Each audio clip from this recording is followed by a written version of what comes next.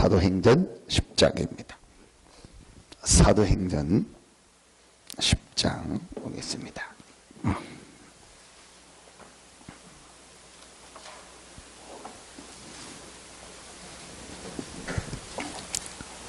사도행전 10장 38절입니다. 사도행전 10장 38절입니다. 같이 한 목소리로 합독합니다. 하나님이 나사렛 예수에게 성령과 능력을 기름 붓듯 하셨음에 그가 두루 다니시며 선한 일을 행하시고 마귀에게 눌린 모든 사람을 고치셨으니 이는 하나님이 함께 하셨습니다. 아멘. 44절부터 48절입니다. 10장 44절부터 48절입니다. 같이 합독합니다. 베드로가 이 말을 할 때에 성령이 말씀 듣는 모든 사람에게 내려오시니 베드로와 함께 온 할례 받은 신자들이 이방인에게도 성령 부어 주심으로 말미암아 놀라니 이는 방언을 말하며 하나님 높임을 들음이러라. 이에 베드로가 이르되 이 사람들이 우리와 같이 성령을 받았으니 누가 능히 물로 세례를 베품을 금하리요 하고 명하여 예수 그리스도의 이름으로 세례를 베풀라 하니라. 그들이 베드로에게 며칠 더 머물기를 청하니라. 아멘. 38절에 보니까 베드로가 고넬료 집에서 설교하는 장면입니다. 그 중에 나오는 내용입니다. 하나님이 나사렛 예수에게 성령과 능력을 기름 붓듯 하셨음에 그가 두루 다니시며 선한 일을 행하시고 마귀에게 눌린 모든 사람을 고치셨으니 이는 하나님이 함께 하셨습니다. 베드로가 오늘 설교를 하면서 중요한 얘기를 했습니다. 마귀에게 눌린 사람을 고치셨으니. 왜 주는 그리스도시요 살아계신 하나님의 아들이심을 고백했는데 예수님이 기뻐하셔서 베드로에게 복이 있다 말씀하시고 베드로에게 그런 축복의 말씀을 주셨습니까? 오늘 이 본문입니다. 예수가 그리스도라는 사실을 고백할 때 눈에 안 보이는 중요한 일이 일어나는데 그 사람이 눈에 안 보이게 마귀에게 눌려 있다가 거기서 해방되는 겁니다. 여러분요, 이 한 가지만 제대로 알아도요, 우리의 모든 부분이 달라지게 돼요. 왜 전도 선교가 중요합니까? 여러분, 어제 그 총기 사건 여러분 보면서 저는 또 느꼈습니다. 아, 전도 선교가 이렇게 중요하구나. 복음을 전하는 게 이렇게 중요하구나. 그런데 오늘 기도첩에 보니까요, 답이 나오는 거 있죠. 마귀에게 눌렸다고 했어요. 전혀 모르고 있습니다. 불신자는 지금 마귀에게 눌려 있습니다. 전혀 사람들은요, 이해도 못하고 있습니다. 분명히 성경은요, 마귀에게 눌려 있다고 했습니다. 마귀에게 잡혀 있습니다. 그래서 여러 가지 과정을 거쳐서 결국은 그 개인에게 어느 날 문제가 오는 겁니다. 사람들이 얘기하지 않을까? 왜 자꾸 이 땅에 문제가 오냐? 성경은 답을 말합니다. 마귀에게 눌려 있다니까요. 에베소서 2장 2절에 공중의 권세를 이 잡은 사단을 따르고 있다고 했습니다. 왜 복음 전하는 전도 선교가 중요하냐? 그 사고를 친 사람이요, 정확한 복음을 누군가에게 받고 예수님을 영접했다면 그 사람이 정신적으로 시달렸는데 그게 완전히 고쳐지지 않더라도요, 이 사람이 예수를 그리스도로 고백하는 순간 마귀에게 누른 부분에서 해방되는 겁니다. 그리고 그 사람 안에 성령이 임하는 겁니다. 그러면 그 사람이 시달리고 어려움 당하고 금방 치유 안 돼도 그 사람이요, 결정적인 순간에 하나님이 인도받게 돼 있어요. 이런 영적인 걸 사람들이 모르니까 왜 전도하냐, 왜 선교하냐, 왜 복음 전하냐 그러는데요, 여러분 그 사건 하나 보십시오. 결정적인 순간에 그 사람이 누구에게 잡히는 거예요? 사단에게 잡힌다니까요. 마음이 우울하다고 해서 다 사고치는 건 아니잖아요. 기분이 안 좋다고 해서 다 사고치는 건 아닙니다. 기분이 안 좋고 우울하면 사고치면은요, 매일 그런 사고가 일어나야겠네요. 결정적인 순간에요, 그 사람이요, 잡히는 겁니다. 그 유서 나온 거 보세요. 이 사람이 전날 저녁부터 벌써 시달리다가 내가 다 죽이고 내일 사격하는데 나도 죽고 싶다. 근데 그게 오래된 거잖아요. 그래서 제 군대 있을 때부터 GOP 근무하는데 내가 GOP에서 다 총으로 죽였어야 되는데 그때 내가 못 죽이고 자살하지 못한 게 내가 후회가 된다. 이 사람이 계속 시달리면 동네 사람이 봤다고 하잖아요. 그 빌라인가 아파트 사는 사람이 원래부터 막 시달리고 소리 지르고 이상한 행동하고 걸으면서 다니는 걸 봐도, 걸어 다니는 걸 봐도 이 사람이 좀 이상하다고 느낄 정도로, 정신적으로 힘들다고 느낄 정도로 그렇게 봐. 여러분, 그거를 이 사람이 지금 정말 영적으로 힘들구나, 마귀에게 눌렸구나, 그 눈으로 볼 수 있는 사람이 있어야 돼요. 그 사람 주변에 기독교인이 많고 예수 믿는 사람이 분명히 있었겠죠. 근데 지금 내 가족 중에 한 사람이고 내가 아는 이 사람이 그 사고를 낼 그 군인이, 예비군이 지금 마귀에게 눌려 있구나, 시달리고 있구나, 사단에게 잡혀 있구나, 그래서 정신적으로 어려움을 당하구나, 이걸 볼 수 있는 눈을 가진 사람이 없다는 거예요. 여러분은 보면은 바로 느끼지 않고 그렇게 기도하고 복음 주고 하는 거예요. 여러분요, 이렇게 중요한 겁니다. 그래서 전도와 선교는 뭐냐? 오늘 여러분이 한 가지만 딱 깨달으면 돼요. 전도와 선교는 뭐냐? 내 개인과 가문과 현장에 있는 재앙을 막는 겁니다. 왜냐? 예수가 그리스도라는 이 복음을 전하는 전도 선교가 아니고는요, 내 개인과 가정과 가문과 현장에 역사하는요, 이 마귀 사단의 세력을 이길 수가 없어요.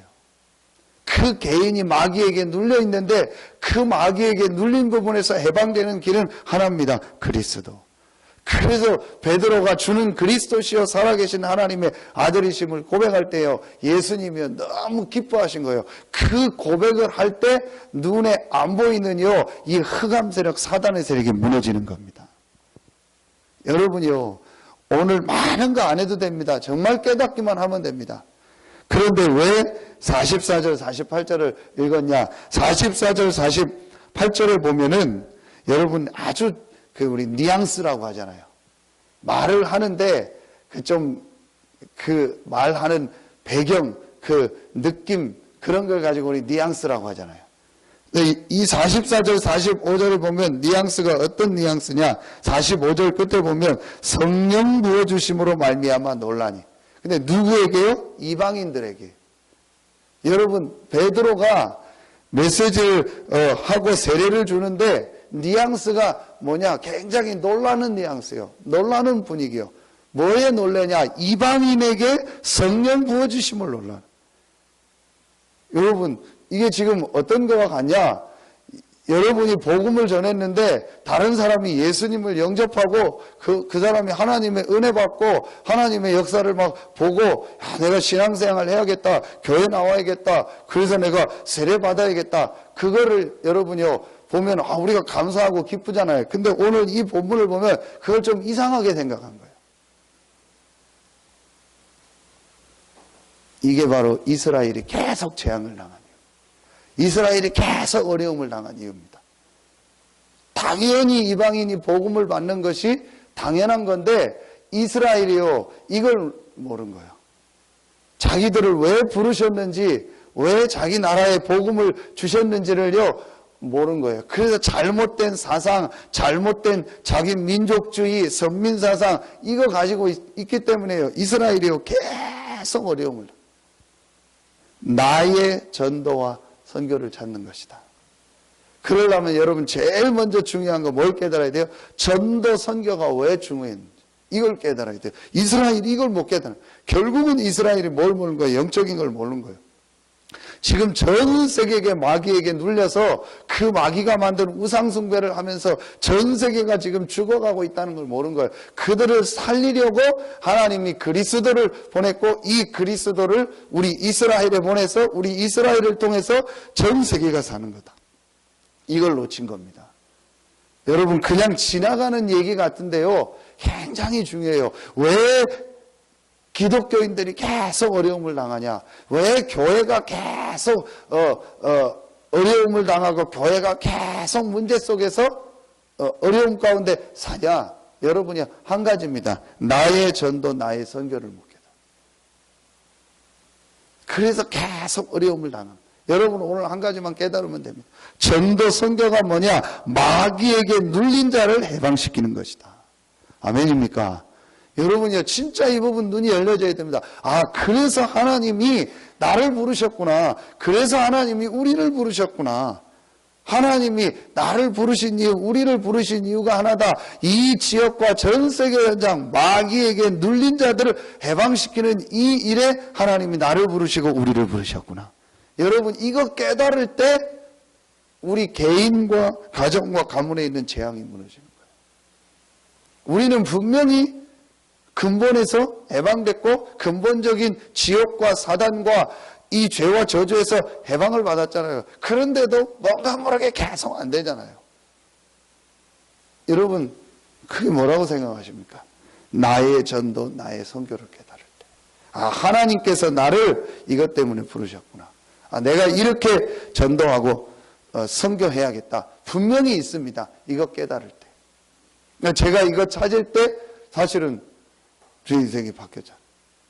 제가 이 부분을 질문하지 않다가 그리스도라는 이 사실을 인생의 답을 얻고, 아, 하나님이 이 그리스도로 말미암아 나의 모든 문제를 다 해결했다. 그럼 내가 해야 될 일 뭐냐? 이 그리스도를 전하는 것이다. 그런데 내가 어디서 어떻게 복음을 전해야 됩니까? 그 질문을 하고 있는데 여기로 오게 된 거예요.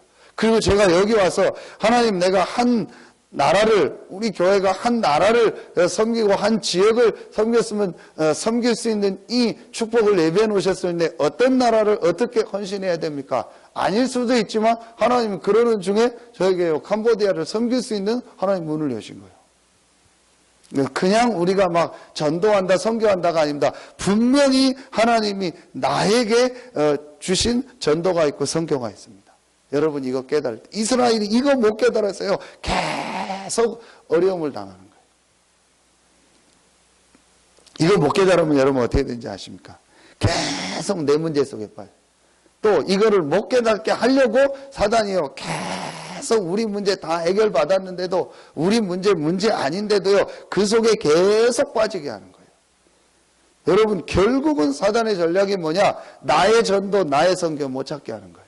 그러니까 이스라엘이요, 계속 고생하는 게 뭐냐? 우리가 로마에 속국된 거, 그거 못 깨닫는 거예요. 로마에 육신적으로 속국된 거 빠져나오는 것만 이스라엘에 있는 사람들의 목적이고, 그게 예수 믿는 이유지, 왜 로마에 속국됐는가는 생각해 보지 않는 거예요. 로마에 복음을 전해야 되는데, 이 로마를 통해서 전 세계가 우상이 임하고 재앙이 임해서 이 로마에 복음을 전하고 살려야 되는데 그걸 못 깨닫는 거예요. 그래서 속국되게 해가지고 그 로마를 통해서 복음이 전 세계로 들어가. 이걸 깨달은 인물이 누구죠? 바울이요. 그래서 바울이 로마도 보아야 하리라. 분명히 법적으로 문제 없는데 상고해가지고 내가 로마도 보아야 하리라. 그리고 나중에는 로마서 15장 23절에 서바냐까지 가서 내가 거기서 복음 전해. 로마에 갔다가 서바냐로 가요.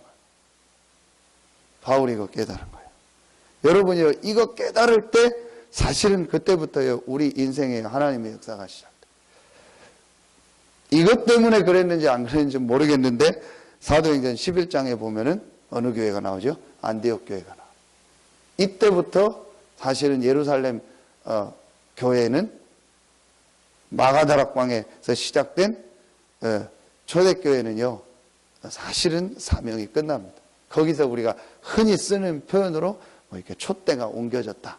그런 식으로 이제 교회사에서 볼 때는요, 그렇게 표현을 합니다. 안디옥 교회를 통해서 결국은요, 세계를 살아요.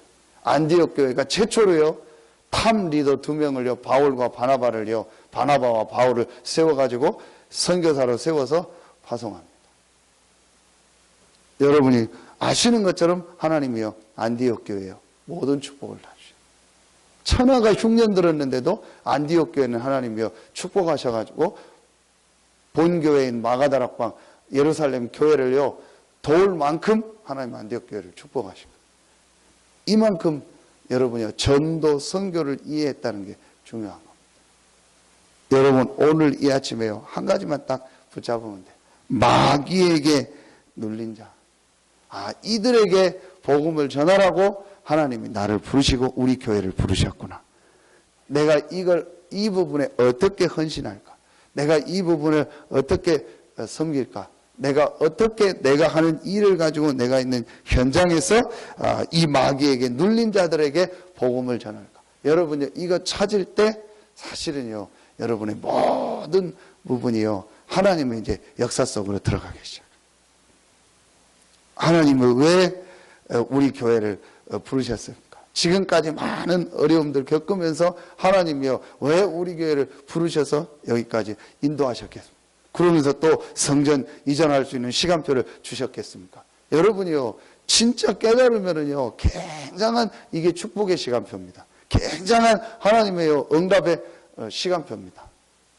여러분이요, 오늘 이 아침 시간에요, 짧은 시간이지만 잠깐 기도하지만 여러분 깨닫는 축복이 있기를 예수의 이름으로 축원합니다. 마귀에게 눌린 자, 이들이 한 번만 정확한 복음을 들으면은요, 사실은 그 사람들의 인생이 바뀌는 거예요. 여러분이요, 진짜 지금 현장에 나가서 기독교인들 보세요. 여러분들처럼 복음 깨닫고요, 복음 전하려고 하고 없습니다. 여러분, 그런 사람 지나가도, 그렇게 시달리는 사람 지나가도, 저 사람 복음 전해야겠다, 복음 없어서 시달리다, 여러분이 그 눈으로 보는 사람이 없다니까요. 또 어떻게 복음을 전해야 될지, 무슨 말을 해야 될지도 모르고 있습니다. 여러분, 지금 이 시대에요, 우리가 이 복음을 받고 이 복음을 가지고 이 복음을 현장에서 전하려고 한다, 하나님을 볼 때는요, 너무 귀한 거예요. 잘 몰랐는데도 우리나라가 그거 깨달았는데 하나님 우리나라를 축복하셨잖아요. 여러분이요, 진짜 오늘 짧은 시간이지만 마음에 딱 담으세요. 여러분과 우리 교회가 얼마나 귀하냐. 이 지역의 많은 마귀에게 눌린 사람들을 살릴 수 있는 축복의 사람으로, 축복의 교회로 우리를 부르셨다.